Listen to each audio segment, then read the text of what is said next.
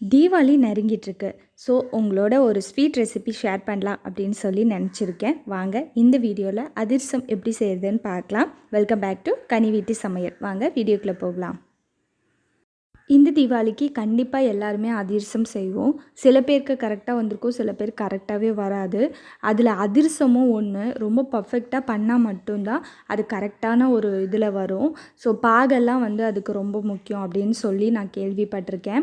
So அதனால் நான் என்ன நினச்சேன்னா, சரி ரெடிமேட் மிக்ஸ் வாங்கி உங்களுக்கு ஒரு ரிவ்யூ மாதிரி ஷேர் பண்ணால் கண்டிப்பாக யூஸ்ஃபுல்லாக இருக்கும் அப்படின்னு நான் நம்பினேன். ஸோ அதுக்காக தான் நான் இதை வாங்கியிருக்கேன். நான் இதை ஃபஸ்ட் டைம் யூஸ் பண்ண போகிறேன். இது எப்படி இருக்குதுன்னு எனக்கு தெரியாது. இதோட price 90 rupees and then gram 500 grams இருக்குது. ஸோ ஃபஸ்ட்டு பேக்கெட்டை பிரிச்சுட்டு ஒரு பவுலில் போட்டுக்கலாம்.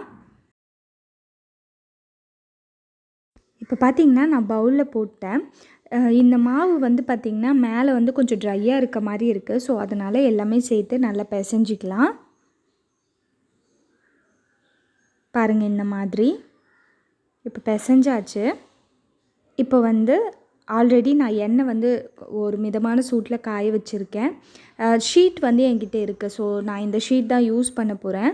உங்கள்கிட்ட வாழை இலை இருந்துச்சுன்னா நீங்கள் அதை யூஸ் பண்ணிக்கலாம். இல்லைன்னா எண்ணெய் கவர் இருக்கும்ல, அது நீங்கள் யூஸ் பண்ணிக்கலாம். இல்லைன்னா பாலித்தீன் கவர் கூட யூஸ் பண்ணிக்கலாம். அது உங்களுடைய விஷ்.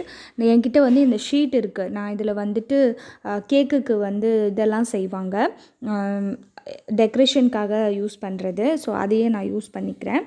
இந்த மாதிரி ரவுண்ட் பண்ணிவிட்டு கையில் சும்மா லைட்டாக ப்ரெஸ் பண்ணிவிட்டு அதுக்கப்புறமா இந்த மாதிரி ஃப்ளாட்டாக இருக்கிற ஒரு கிண்ணத்தை எடுத்து இதுக்கு மேலே வச்சு நல்லா அழுத்தி எடுத்துக்கலாம். இது ஜஸ்ட் ஷேப்காக தான்.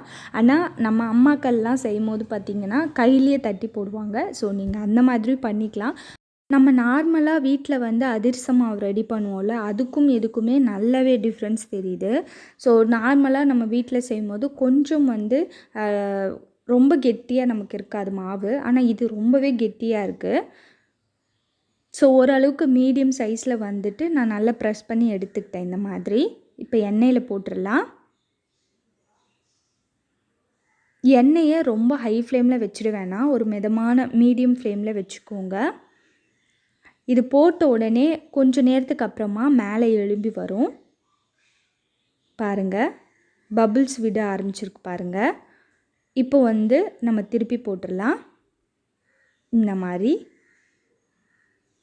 நான் ஃபஸ்ட்டு ஆல்ரெடி இது ரெடிமேட் மிக்ஸ் எப்படி வருமோ அப்படின்னு எனக்கு தெரியல. ஸோ அதனால் நான் என்ன பண்ணேன் அப்படின்னா, ஃபஸ்ட்டே கொஞ்சம் மீடியம் ஃப்ளேமில் தான் வச்சு சுட்டேன். ஒரு 2 ட்ரை பண்ணேன். அது எப்படி வந்துச்சுன்னா கருகி போன மாதிரி ஆயிடுச்சு.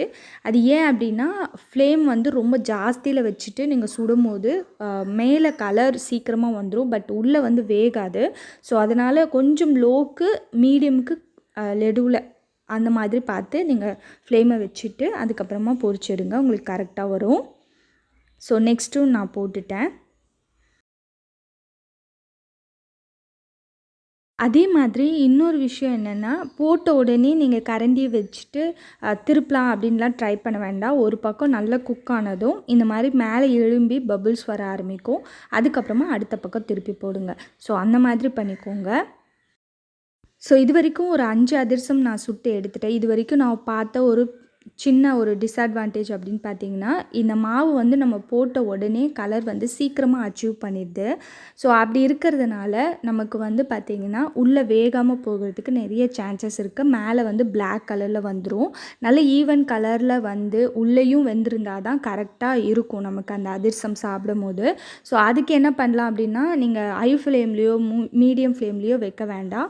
லோ ஃப்ளேமில் வச்சுட்டு நீங்கள் இதை பொரிச்சிடுங்க. அப்போ தான் உங்களுக்கு கரெக்டாக கலரும் வருது, உள்ளேயும் நல்லாவே வெந்திருக்கு.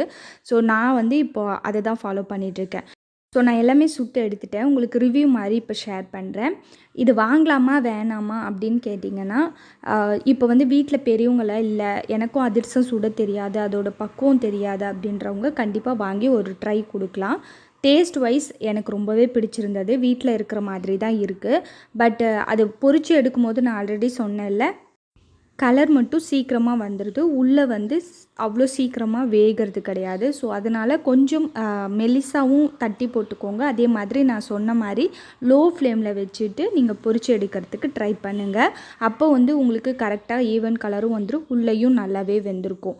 ஸோ இது வந்து என்னுடைய வியூ, நான் அதுதான் உங்களுக்கு ஷேர் பண்ணுறேன். கண்டிப்பாக இது வந்து இந்த தீபாவளிக்கு உங்களுக்கு யூஸ்ஃபுல்லாக இருக்கும் அப்படின்றதுக்காக நான் ஷேர் பண்ணுறேன். இந்த வீடியோ உங்களுக்கு பிடிச்சிருக்கு அப்படின்னு சொன்னால் லைக் பண்ணி உங்கள் ஃப்ரெண்ட்ஸ் அண்ட் ஃபேமிலியோடு ஷேர் பண்ணிக்கோங்க.